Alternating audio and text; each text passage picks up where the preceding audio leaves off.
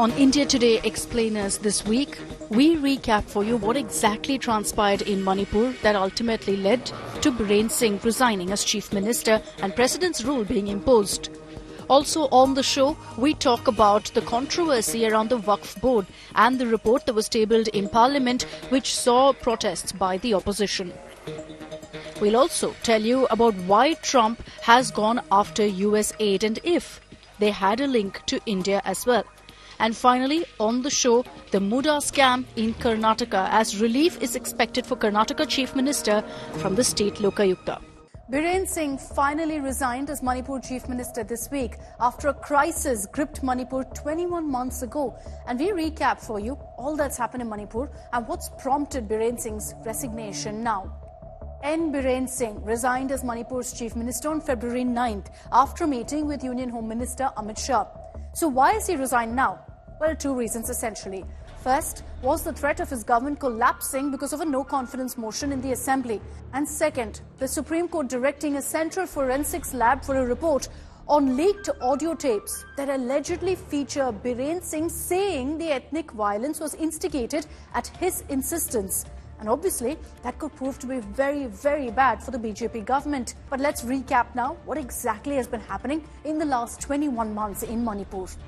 It all began in May 2023 when ethnic violence broke out, and since then the official government data says 258 people died. This is as of November 2024, so that number may have even gone up since. The violence was between two groups, the Meitei community and the Kuki tribes. The Meiteis are the largest community in Manipur and are mostly based in capital Imphal. The Kukis are a tribal community, largely occupying the hills of Manipur. So what was the trigger for the violence? A Manipur High Court order that directed the state government to recommend scheduled tribe status for Meiteis. The order came in April 2023, a month before the violence broke out. The Kukis protested against the same with a series of peaceful protests. But unfortunately, it was on May 3rd, 2023, that one such protest led to violent clashes between the two groups. And it refused to die down. Soon homes were being set on fire, mobs were targeting the other community members. Curfew was imposed, but authorities struggled to control the violence. The very next day, after the violence broke out and wasn't subsiding, the Manipur government issued a shoot-at-sight order. This was on 4th May. The army was also called in as the central government stepped in. And in a matter of 10 days, the total military build-up in Manipur stood at 126 army columns and 62 companies of paramilitary forces. Along with the curfew, there was a complete internet shutdown that spanned months in Manipur, crippling communication lines. And it also led to widespread criticism for the Biren government as he was accused of attempting to stop information from going out on what exactly was the situation in Manipur. And that's why, when internet services were resumed in July 2023, a horrifying video emerged. This was on 19th July, that a video went viral showing two Kuki women being stripped, paraded naked on the streets, sexually assaulted, gang raped by presumably Meitei men. The video emerged after more than 2 months since the incident had actually taken place, but there was widespread outrage. 7 men were arrested based on the footage, which was removed from all social media platforms on the central government's directive. It was after this video that Prime Minister Modi issued his first statement on the Manipur crisis. Manipur में अदालत का एक फैसला आया, हिंसा का दौर शुरू हो गया और उसमें बहुत परिवारों को मुश्किल हुई। अनेकों ने अपने स्वजन भी खोए। महिलाओं के साथ गंभीर अपराध हुआ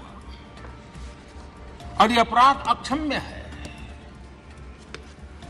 और दोषियों को कड़ी से कड़ी सजा दिलवाने के लिए केंद्र सरकार, राज्य सरकार मिलकर के भरपूर प्रयास कर रही है। And amid all this, Biren Singh actually defended his government, saying the violence and rioting that had hit his state was a result of the drug mafia, was a result of an illegal migrant crisis. It was finally in December 2023, on New Year Eve, that Biren Singh, in a video message, apologized for the violence in his state. I feel regret and want to say sorry to the people of the state for what happening till today, since last 3rd May. Many people lost their loved one. Many people left their homes. So I really feel regret. And I would like to apologize to the old victims. And now, after brazening it out for years, Biren Singh has resigned. But essentially because he had no choice, as he lost support of allies and of his own party members in Manipur. So let's explain to you what exactly is Waqf first. Waqf is defined as a property that's given in the name of God for religious and charitable purposes. Here's the exact definition. Waqf means the permanent dedication by any person of any property for any purpose recognized by the Muslim law as pious, religious or charitable. Now, the proceeds are typically used to go ahead and finance educational institutions. It's also used to finance graveyards and, of course, importantly, mosques as well, and finally also for shelter homes. This is what, in fact, the money is used for. Now, here's an important point that you must note. As per Sharia law, land that's once given to the Waqf, it cannot be reversed. Notably, also, their holdings have actually surged in the last few years, doubled since 2009. Let's explain to you now the history of the Waqf Act. This act first came into being, was first passed by Parliament way back in 1954. Subsequently, there were changes made. It was actually repealed, and then a new Waqf Act was passed in 1995 that gave more powers to the Waqf boards. And then again, a few years later, in 2013, there were changes made. This act was further amended to actually give far-reaching powers to the Waqf board to designate the property as Waqf property. Let's now tell you all about the functions of the Waqf board. Currently, and here's how it works, it's not just one Waqf board, it's every state has a Waqf board, and that's headed by a chairperson. 1 or 2 nominees from the state government are there, Muslim MLAs, Muslim MPs, Muslim members of the State Bar Council, Islamic scholars, all of them are part of these boards. And these boards have powers under the law to administer property, to take measures for the recovery of lost properties, and actually go ahead and sanction the transfer of immovable property. The Waqf Board has also been granted unrestrained power under the law to register properties. So how many Waqf properties are there in the country? Currently, these Waqf boards have over 8,70,000 immovable properties, 16,173 movable properties, and over 3 lakh estates, 3,56,031 estates to be exact, in more than 8 lakh acres of land. Let's tell you now about the Modi government's proposed amendments to this act. We'll break it down point by point. First, the draft legislation is likely to propose the restructuring of Waqf boards. The amendments aim to enhance inclusivity, and this is an important one. It will ensure women representation on all Waqf boards. Secondly, the government plans to make it mandatory for the Waqf board to actually register its property in the district collector's office so that all of the property can be evaluated. Third, all claims made by the Waqf board on properties will now undergo mandatory verification as well.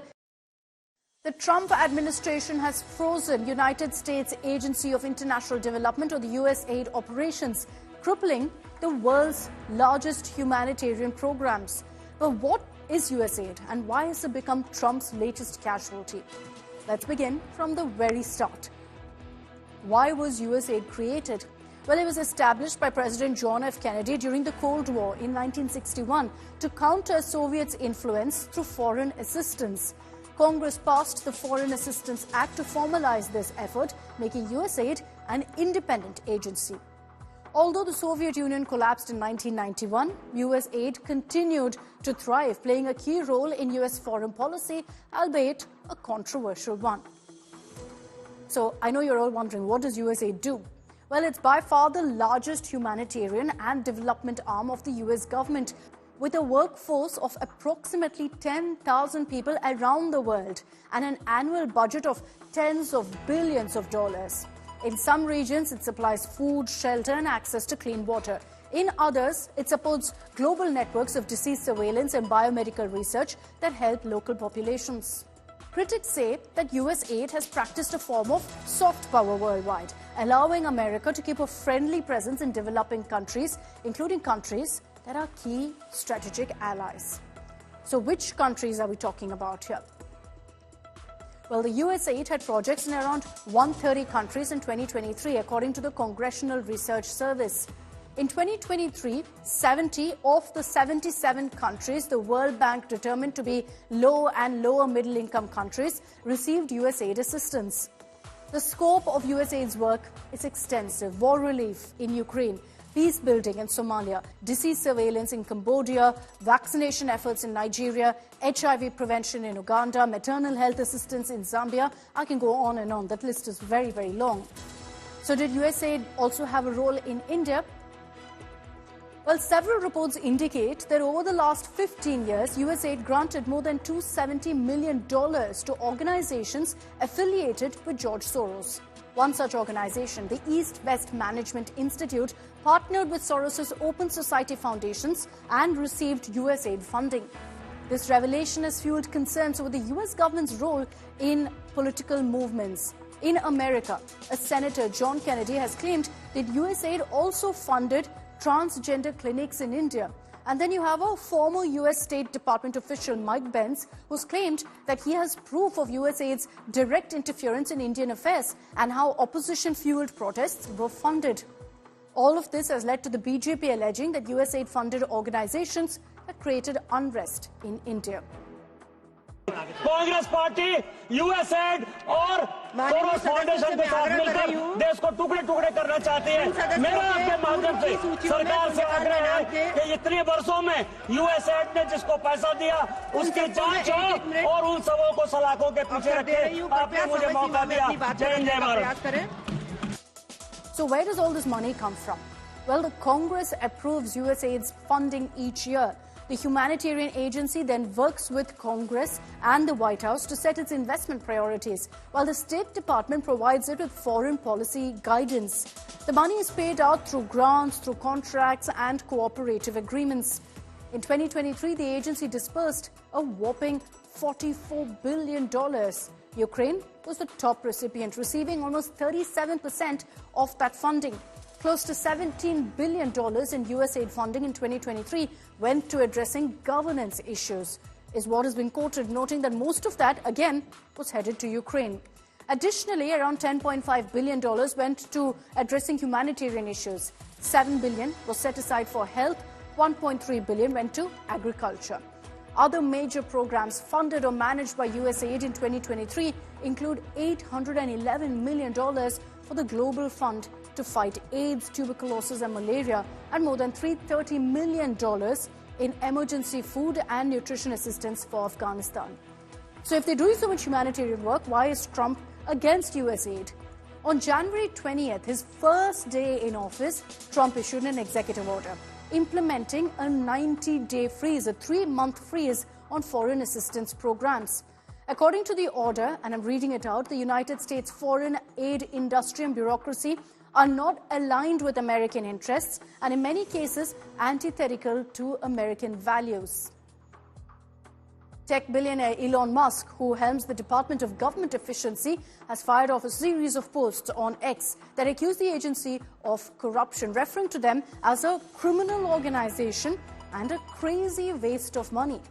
Trump has been a long-time critic of overseas spending. During his first term, Trump sought to cut foreign aid spending by a third, but his efforts were thwarted by the Congress. In response, his administration used budget freezes and other tactics to restrict the flow of already approved funds. This move was later ruled illegal under the Impoundment Control Act by the General Accounting Office.